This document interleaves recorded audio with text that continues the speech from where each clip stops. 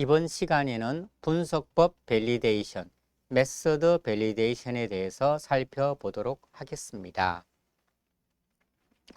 우리가 분석법 검정, 메서드 밸리데이션이라고 이야기를 하면은요, 이는 생체 시료 중에 있는 분석 물질의 정량 분석에 사용되는 특정한 방법을 개발하고, 즉 분석법을 개발하고 확립하는 과정에서 평가되어야 하는 특이성, 정확성, 정밀성, 해수율, 검량선 및 실온의 분석 물질의 안정성 등을 우리가 입증하는 모든 과정을 우리는 분석법 검정이라고 이야기를 하고 있습니다.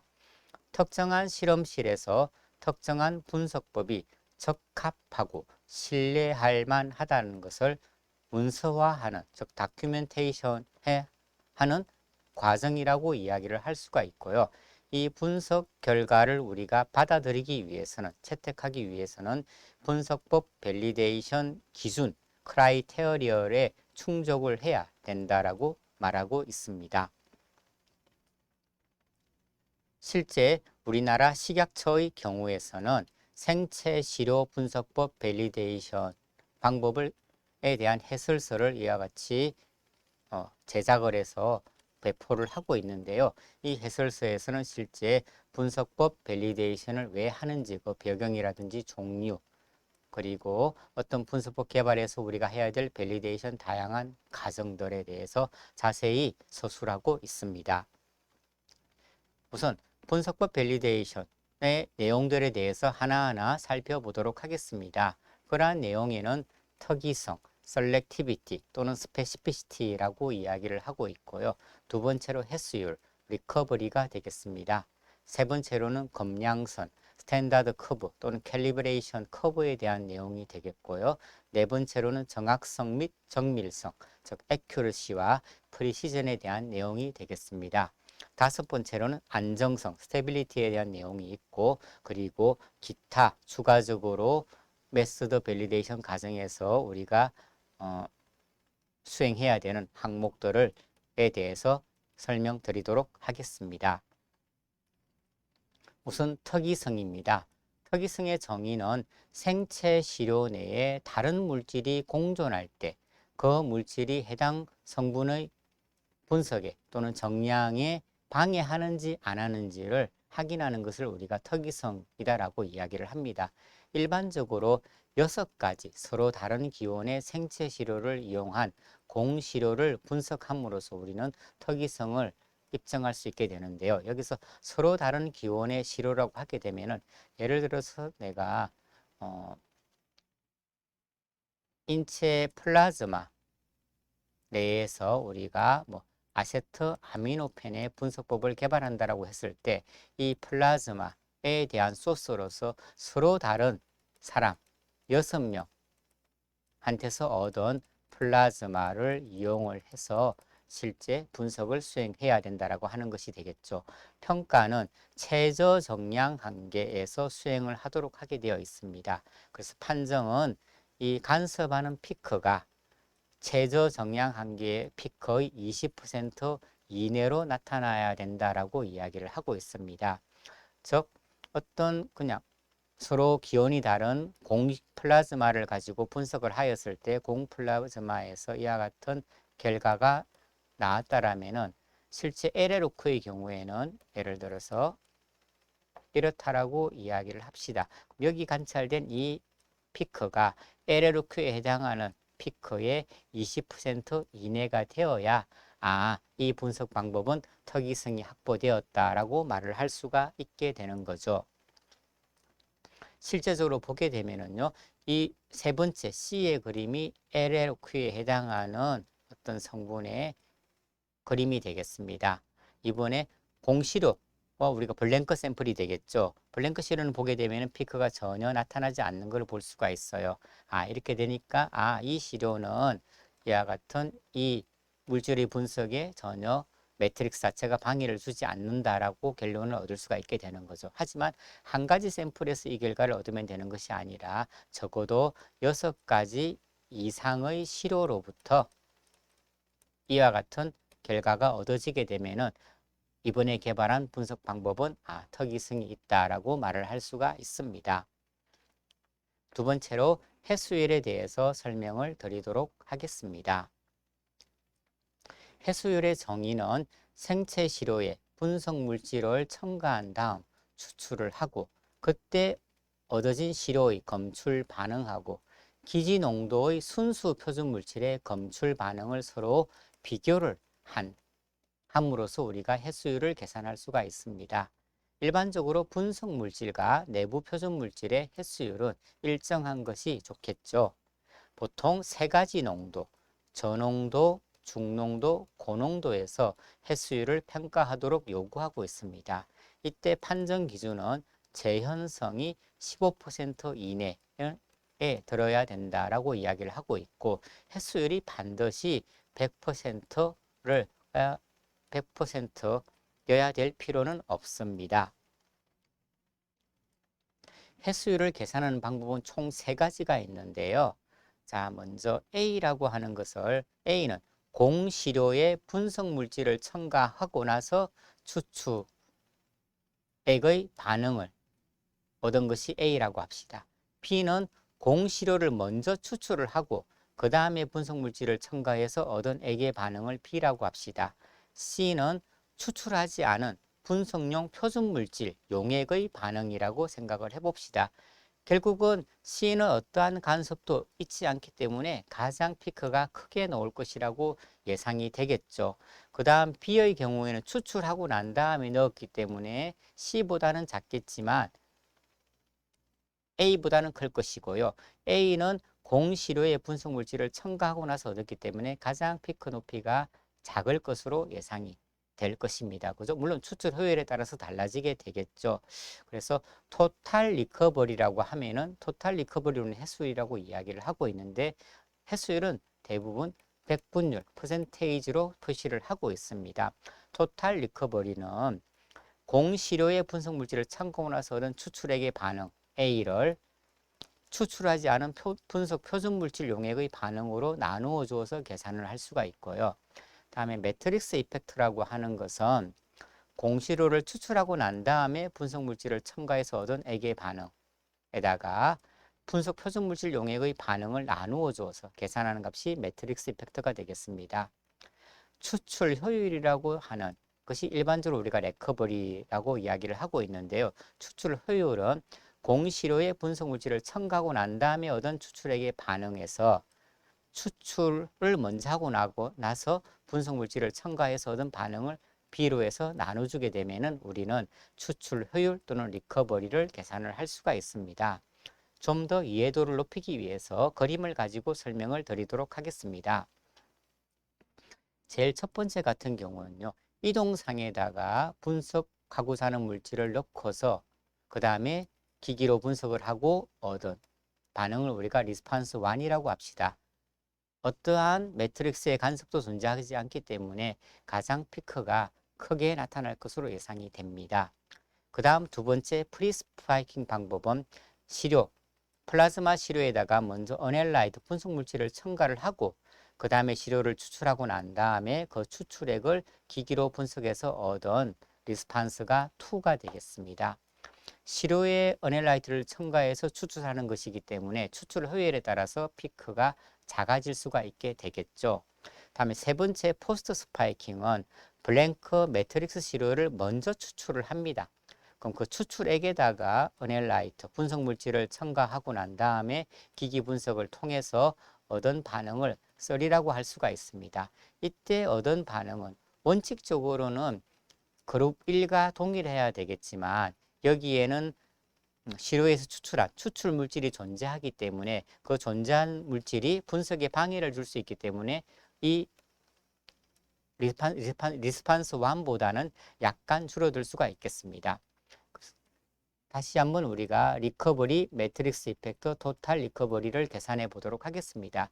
리커버리라고 하면 추출 효율을 의미하는 것이기 때문에 추출하기 전이나 후에 스탠다드를 스파이킹하고 나서 얻은 어떤 시그널을 비교하면 되겠죠. 그래서 리스판스 2를 리스판서 3로 나누어 주게 되면은 추출 효율을 우리가 계산할 수가 있습니다. 다음으로 매트릭스 이펙터의 경우에는 실제 그룹 1과 그룹 3를 비교하면 되겠죠. 그룹 1과 그룹 3의 유일한 차이점은 매트릭스에 추출물이 존재하느냐 존재하지 않느냐의 차이입니다. 따라서 이렇게 두 개를 비교하게 되면 우리는 매트릭스가 분석에 얼마나 방해를 주는지를 알아낼 수가 있는 거죠. 그래서 리스판스 3을 리스판스 1으로 나누어 주게 되면 매트릭스 이펙트를 계산할 수가 있습니다. 토탈 리커버리의 경우에는 리스판스의 2의 값을 리스판스 1의 값으로 나누어서 우리가 계산을 하고 있습니다. 다음으로 검량선 또는 스탠다드 커브에 대해서 살펴보도록 하겠습니다. 검량선이라고 하면은요, 분석 물질의 기지 농도와 기기 반응과의 릴레이션을 나타낸 식이라고 이야기를 할 수가 있습니다.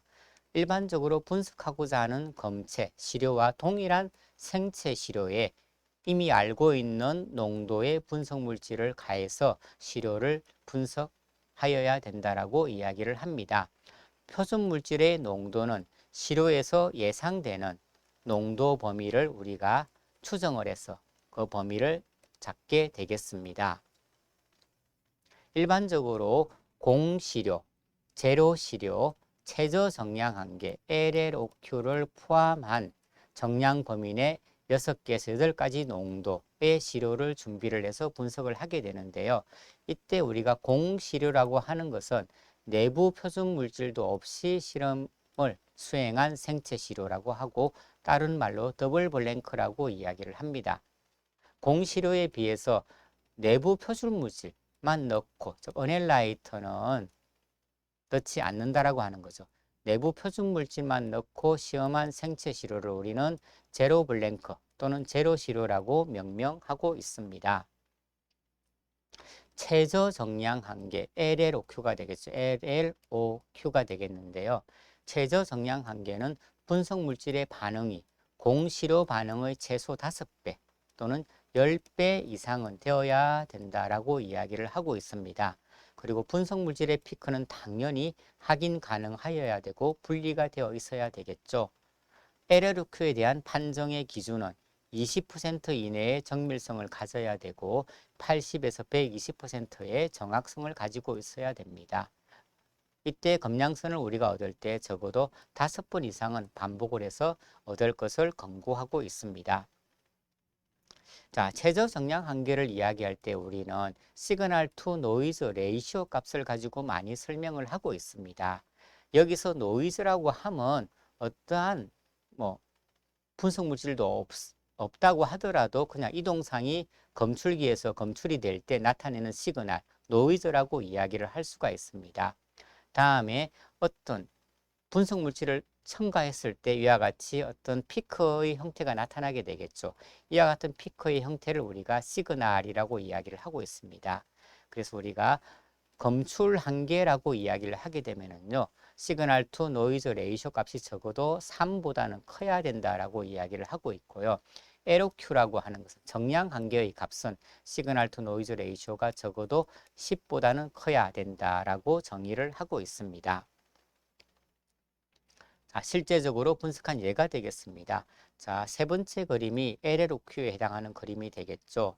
이 부분을 보게 되면은 실제 이 노이즈 대비 시그널이 적어도 아마 10보다는 이상이 될 거라고 충분히 우리가 알 수가 있습니다. 자, 제로 블랭크의 경우에는 내부 표준 물질만 넣어줬기 때문에 내부 표준 물질에 대한 피크만 관찰이 되고 어넬라이트에 대한 피크는 관찰이 되지 않는 것을 볼 수가 있습니다. 더블 블랭크의 경우에는 어넬라이트도 관찰이 되지 않고 내부 표준 물질 피크도 관찰이 되지 않아야 되겠죠. 이와 같은 경우에 우리는 분석에 전혀 간섭이 없다라고 이야기를 할 수가 있습니다. 실제 검량선이라고 하면은 농도와 반응, 리스판스의 관계를 기술하는 가장 간단한 모델을 사용하는 것을 권고하고 있습니다. 가장 간단한 모델이라고 하게 되면 결국은 1차 방정식이 되겠죠. 즉 y는 ax 플러스 b 이와 같은 식으로 일반적으로 검량선식이 나타나고 있습니다. 하지만 어떤 경우에는 우리가 이 검량선을 그릴 때 웨이팅이라고 하는 가중치를 두거나 복잡한 2차 방정식 같은 것을 또는 어떤 경우에는 화합물이 반응이 직선적이지 않고 이와 같이 포물선을 그릴 수도 있어요. 이와 같은 경우는 해기 방정식도 사용을 할 수 있다라고 하는 거죠. 하지만 사용을 하는 경우에는 그 타당성에 대해서 입증을 하여야 합니다. 검량선에 대한 판정 기준은 최저 정량 한계 농도의 경우에는 이론치와의 편차가 20% 이내여야 되고요. 최저 정량 한계 이외의 농도는 이론치와의 편차가 15% 이내여야 합니다. 그리고 우리가 적어도 LLOQ 농도를 제외한 표준 농도 수의 75%는 기준에 적합하여야 합니다. 예를 들어서 5개 농도 범위로 실험을 하였다면 5 곱하기 0.75가 3.75가 되겠죠. 그럼 4가 되고 적어도 4개는 적합하여야 되고 하나 정도는 만약에 이 기준을 벗어난다고 하더라도 검량선으로 사용할 수 있다는 것을 의미하는 것입니다.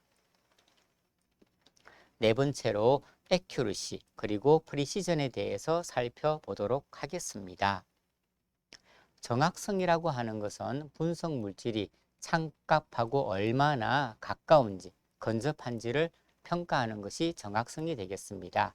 정밀성이라고 하는 것은 우리가 반복적으로 분석을 하였을 때 반복한 분석지가 얼마나 잘 모여 있는지 또는 이렇게 떨어져 있는지를 우리가 판단할 수 있는 척도가 정밀성이 되겠습니다. 측정 방법은 우리가 농도를 알고 있는 분석 물질을 함유한 품질 관리용 표준 시료, 우리가 이를 퀄리티 컨트롤 시료 또는 QC 시료라고 하는데요.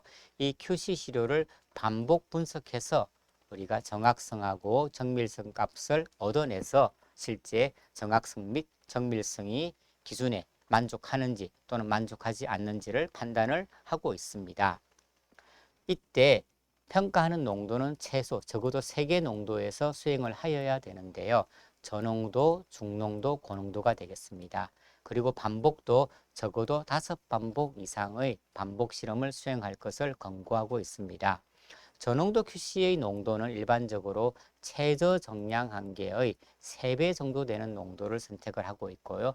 중농도 QC는 검량선의 중간 정도의 농도 또는 예상되는 최고 혈중 농도값, 우리는 이를 Cmax라고 하는데 Cmax 값 근방의 농도라든지 LLOQ하고 HLOQ 값의 기하 평균치에 해당하는 값을 우리가 중농도 시료로 사용을 하고 있습니다. 고농도 시료는 최고 정량 한계 HLOQ가 되겠죠. 최고 정량 한계 농도의 85%값 부근의 농도를 고농도 QC 시료로 사용을 하고 있습니다. 이때 정확성 및 정밀성의 판정 기준에서 정확성의 경우에는 최저 정량 한계 LLOQ 농도에서는 실측치의 20% 이내에 들어야 되고요. 기타 농도 범위는 실측치의 15% 이내에 들어야 합니다. 또한 정밀성의 경우에는 최저 정량 한계의 경우에는 그 CV 값이 20% 이내여야 하고요. 기타 농도 범위는 15% 이내여야 합니다. 이때 CV라고 하는 것은 변동 계수라고 이야기를 하고 영어로는 Coefficient of Variation이라고 이야기를 합니다. 또는 CV를 우리는 다른 말로 Relative Standard Deviation, RSD라고 이야기를 하기도 하는데 이 RSD라고 하는 것은 Standard Deviation 값을 평균으로 나누어 주고 이를 백분율 하게 되면 얻을 수 있는 값이 상대 표준 편차가 되겠습니다. CV하고 상대 표준 편차는 같은 개념이다라고 이해를 하시면 되겠습니다. 우리가 이와 같은 정확성 및 정밀성은 분석 배치 내에서도 판단할 수도 있고 시간 경과 이후에도 판단을 할 수가 있는데 분석 배치 내에서 판단하는 것을 우리가 인트라데이 밸리데이션 이렇게 이야기를 하고 있고요. 시간이 경과됨에 따라서 판단하는 것을 우리가 인터데이 밸리데이션 이렇게 이야기를 하고 있습니다. 결론적으로 인트라데이 그리고 인터데이 둘 다 수행을 해서 정확성과 정밀성이 만족을 하여야만이 개발한 분석 방법이 밸리드하다라고 우리는 판정을 내릴 수가 있습니다. 다섯 번째로 안정성, 스테빌리티에 대해서 이야기하도록 하겠습니다. 약물의 스테빌리티는 보관 조건, 그리고 약물의 이학적인 성질, 생체 시료, 보관 상태 등의 영향을 받습니다. 우리가 만약에 생체 시료가 플라즈마를 가지고서 우리가 안정성을 평가했다고 하더라도 이 시료가 다른 시료, 예를 들어 유린으로 바뀐다고 한다면 안정성은 반드시 새로 평가를 하여야 합니다. 시험 항목에는 장기 보관 스테빌리티, 단기 보관 스테빌리티, 냉해동 스테빌리티, 표준 원액 스테빌리티, 그리고 조제 후 안정성 등이 있고요. 적어도 3반복 이상을 수행을 해서 안정성을 평가하도록 요구하고 있습니다. 먼저 냉해동 안정성에 대해서 설명을 드리겠습니다. 냉해동 안정성은 냉동과 해동 과정을 3회 거친 후 측정하는 것이 되겠고요. 이때 냉동과 해동 과정을 3회 하는 방법은 저장 온도에서 시료를 24시간 냉동을 하고 그 다음에 실온으로 해동하고 그다음 동일 조건에서 다시 냉동하고 다시 2회 되풀이 하게 되면은 냉해동을 3회 하는 것이 되겠죠. 이때 평가하는 농도는 저농도와 고농도 두 가지 농도에서 평가를 하고 반복치는 3반복이 되겠습니다. 분석 물질이 만약에 저장 온도에서 불안정하다. 예를 들어서 마이너스 20도씨에서 두었는데 냉해동을 3회 반복하니까 이게 안정하지 않다라고 결론이 나게 되면은 실제 마이너스 20도씨가 아니라 온도를 더 떨어뜨려서 마이너스 70도씨에서 보관을 하여야 되겠죠. 단기 보관 안정성에 대해서 설명을 드리도록 하겠습니다. 이는 실온에서 4 내지 24시간 방치하고 난 다음에 측정을 하는 것입니다. 이때 실온에 방치하는 시간을 결정하는 것은 실험 과정 중 시료가 실온에서 방치되는 시간을 고려하여 결정을 하면 됩니다. 그리고 이 경우에도 농도는 저농도와 고농도, 그리고 반복은 3반복을 하도록 요구하고 있습니다. 장기 안정성은 초의 시료를 채취일로부터 시료 분석이 종료될 때까지의 기간보다는 더 오랫동안 저장을 하고 나서 장기 안정성을 평가하여야 되겠습니다.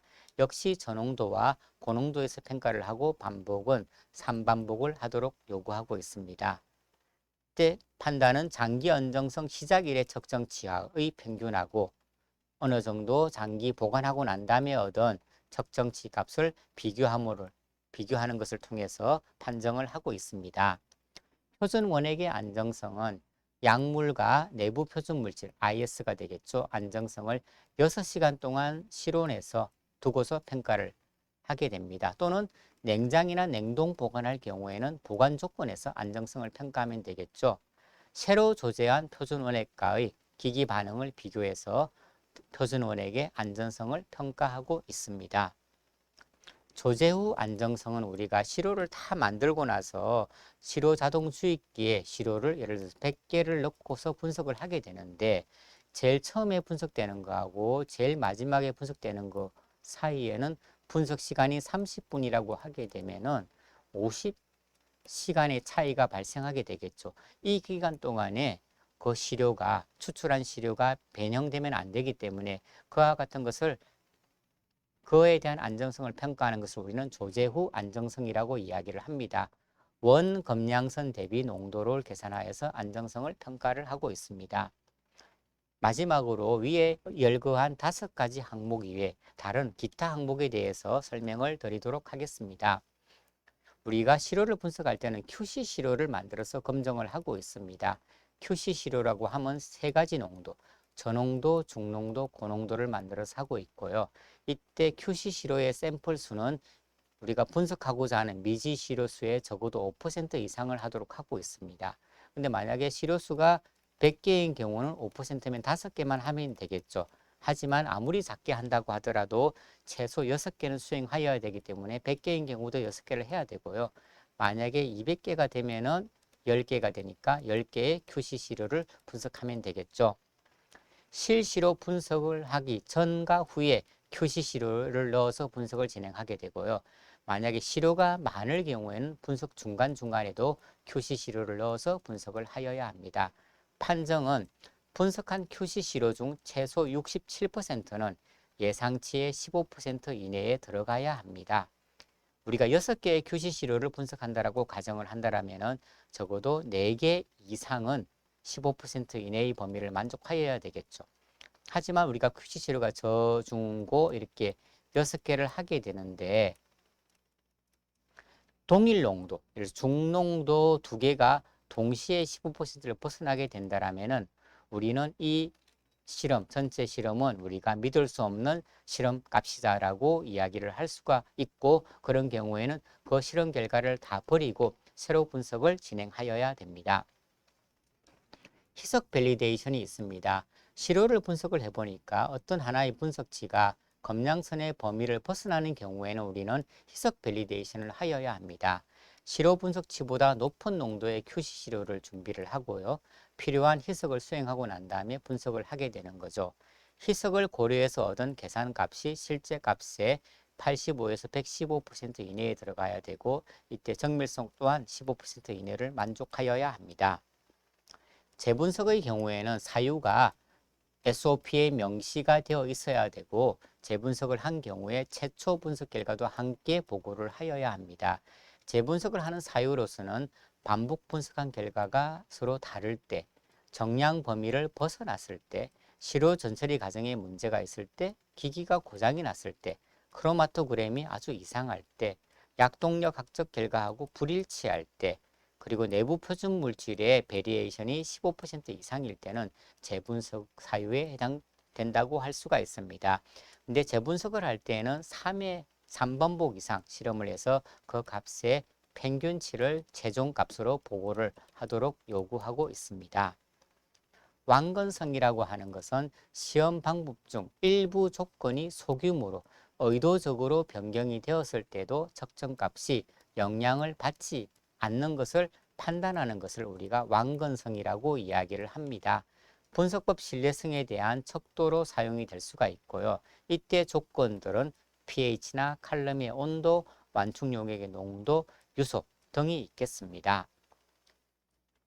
자, 완건성을 평가했을 때 우리가 유량을 이렇게 10% 변화를 주었을 때, 칼럼의 5분을 10% 변화를 주었을 때 어떤 피크 변적 값이 10 값이 크게 변하지 않아야 되겠죠.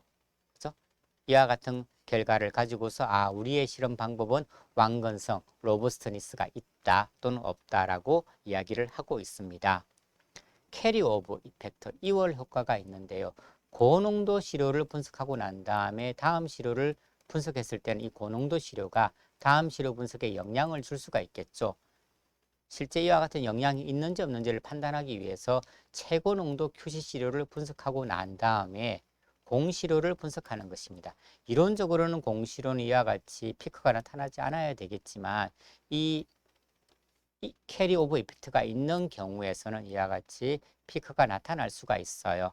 근데 이때 피크가 나타나더라도 LLOQ 인텐시티의 20% 이내로 나타난다라면은 캐리오버 이펙트가 거의 없다라고 판단을 할 수가 있고요. 반대로 20% 이상이 되면은 캐리오버 이펙트가 있기 때문에 반드시 어떤 조치를 취하고 그 다음 분석을 진행하여야 합니다. 최근에는 인커드 샘플 리어널리시스 ISR이라고 하는 개념들이 또 추가로 도입되고 있는데요. 이는 임상시료 분석 결과의 신뢰성을 확보하기 위해서 ISR을 실제 요구를 하고 있습니다. ISR을 평가를 해야 될 시료의 개수는 전체 임상시험 시료수의 미국 FDA는 7%, 유럽 EMA는 5 내지 10%를 요구하고 있는데요. 1000개의 임상 시료를 분석했다고 한다면 약 50에서 100개 임상 시료를 재분석하여야 한다라고 하는 거죠. 이때 재분석을 할 때 가능하다면은 CMAX에 해당하는 임상 시료, 그리고 엘리미네이션 페이지에 해당하는 임상 시료도 반드시 포함해서 분석하도록 요구하고 있습니다. 판정 기준은 반복 분석한 시료의 3분의 2, 즉 100개의 시료를 분석했다라면 67개 시료가 초의 분석치의 20% 이내에 있어야 합니다. 이상으로 오늘 이 시간에서는 분석법 검증에 대해서 살펴보았는데요. 특이성, 해수율, 검량선, 정확성, 그리고 안전성, 그리고 기타 요인으로 QC 샘플, 다일루션, 캐리오버, 로버스터니스, ISR에 대해서 살펴보았습니다. 이상으로 오늘 수업을 마치도록 하겠습니다. 수고하셨습니다.